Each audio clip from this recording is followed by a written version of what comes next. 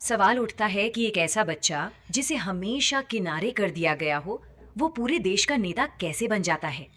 इस कहानी की शुरुआत होती है रोम की एक ठंडी सुबह से। साल था 1977, जब जॉर्जिया मेलोनी बहुत ही छोटी थी। उनके पिता फ्रांसिस्को परिवार को हमेशा के लिए छोड़कर चले गए। इस एक वाक्य ने उनके अंदर एक ऐसा गहरा भावनात्मक खालीपन पैदा कर दिया, एक ऐसा दर्द जो शायद कभी पूरी तरह से भग ही नहीं पाया। पिता के जाने के बाद की असलियत और भी ज्यादा कड़वी थी। उनकी माँ अन्ना पारातो ने अपनी दोनों बेटियों को अकेले पालने का जो संघर्ष किया, वो कोई आम संघर्ष नहीं था। वे रोम के एक ऐसे इलाके में रह रही थी जहाँ क्राइम और डर रोजमर्रा की जिंदगी का हिस्सा थे। पैसों की तंगी, हर महीने किराए की चिंता और काम का भारी बोझ।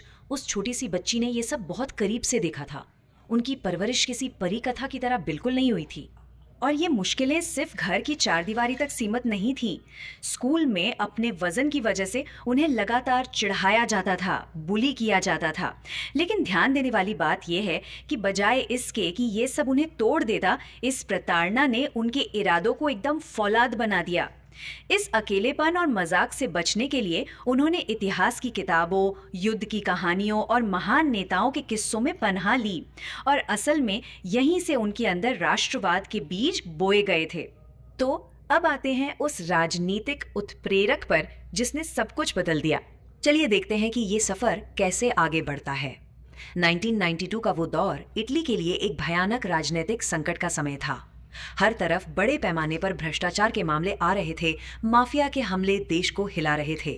ठीक इसी उथल पुथल के बीच महज 15 साल की उम्र में मेलोनी एक दक्षिणपंथी युवा संगठन से जुड़ गईं। राजनीति उनके लिए कोई मामूली काम नहीं, बल्कि एक लाइफ मिशन था। सोचिए, एक तरफ घर चलाने के लिए वो बारटेंडर जैसे काम कर रही थी और दूसरी तरफ अपनी इसी लगन के दम पर 2006 में सिर्फ 29 साल की उम्र में इटली की संसद पहुंच गईं। और 2008 आते आते सिल्वियो बर्लुस्कोनी ने उन्हें देश का युवा मामलों का मंत्री बना दिया। और यहीं से शुरुआत होती है एक नए रास्ते की। मंत्री बनने के बाद उन्हें एक बहुत बड़ी बात समझ आई। उन्हें लगा कि जो स्थापित राजनीतिक वर्ग है, वो इटली की असली पहचान या राष्ट्रवाद को प्राथमिकता नहीं दे रहा है। इसी असहमति के चलते 2012 में जन्म हुआ ब्रदर्स ऑफ इटली पार्टी का। शुरुआत में मीडिया ने इस नई और छोटी सी पार्टी का जमकर मजाक उड़ाया। राजनीतिक पंडितों ने तो यहां तक भविष्यवाणी कर दी थी कि ये पार्टी बुरी तरह फ्लॉप हो जाएगी। लेकिन फिर आता है वो वायरल टर्निंग पॉइंट जिसने पूरा गेम पलट दिया। हार मानना तो जैसे उनके स्वभाव में था ही नहीं।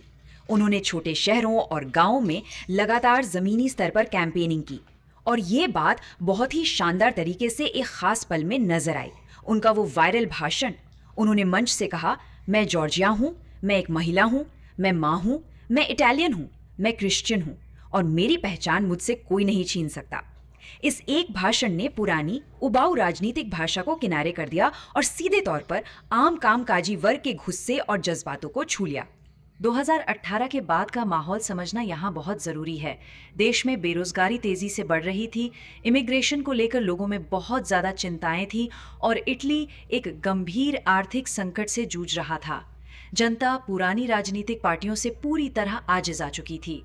मेलोनी ने समाज की इसी गहरी हताशा को बहुत करीब से पहचाना और उसे अपनी पार्टी को आगे बढ़ाने का एक मजबूत आधार बना लिया। अब हम पहुंचते हैं इस सफर के शिखर पर। 2022 के चुनाव अभियान में मेलोनी का दबदबा देखने लायक था। टीवी डिबेट्स हों या सोशल मीडिया, वो हर जगह छाई रहीं। और फिर आया वो ऐतिहासिक पल जब ब्रदर्स ऑफ इटली ने चुनाव जीत लिया और मेलोनी इटली की पहली महिला प्रधानमंत्री बन गई। ये सिर्फ एक इलेक्शन की जीत नहीं थी, बल्कि संघर्ष कर रही उस युवा लड़की का सत्ता के सर्वोच्च शिखर तक पहुंचने का एक पूरा ट्रांसफॉर्मेशन था। अब इस बारे में जो सबसे दिलचस्प बात है वो ये है कि उनकी इस जीत ने दुनिया भर में दो एकदम अलग नजरियों को जन्म दिए। एक तरफ वो लोग हैं जो उन्हें इटली की पहचान, सीमाओं और पारंपरिक पारिवारिक मूल्यों की रक्षा करने वाली एक देशभक्त के रूप में देखते हैं, और दूसरी तरफ वो लोग हैं जो उन्हें एक खतरनाक चरम राष्ट्रवादी मानते हैं और चेतावनी देते हैं कि उनकी विचारधारा के तार फाशिज्म से जुड़े हुए हैं।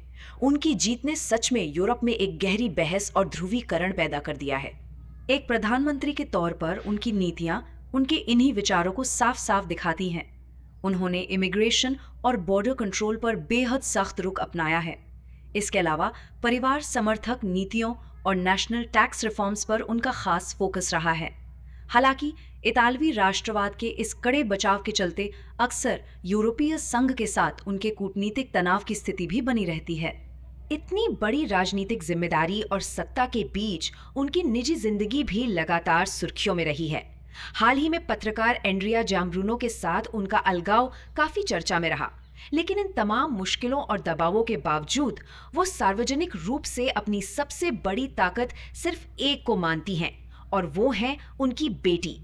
तो यहाँ सबसे अहम बात यह है कि एक पिता के छोड़ जाने के दर्द से लेकर देश की पूरी सत्ता संभालने तक का ये असाधारण सफर हमें आधुनिक लीडरशिप के बारे में क्या बताता है। यह हमें सोचने पर मजबूर करता है कि कैसे बचपन की कठिनाइयां और शुरुआती जिंदगी का आघात एक बेहद मजबूत और अड़ियल नेता को गढ़ सकते हैं।